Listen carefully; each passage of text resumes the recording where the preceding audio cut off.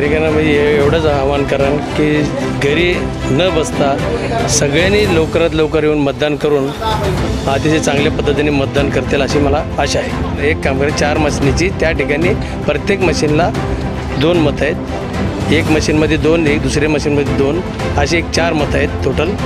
त्या ठिकाणी अतिशय चांगल्या पद्धतीने व्यवस्थित आहे. त्याचं काय मशीनचे वगैरे काय व्यवस्थित चाललेलं आहे त्याचं.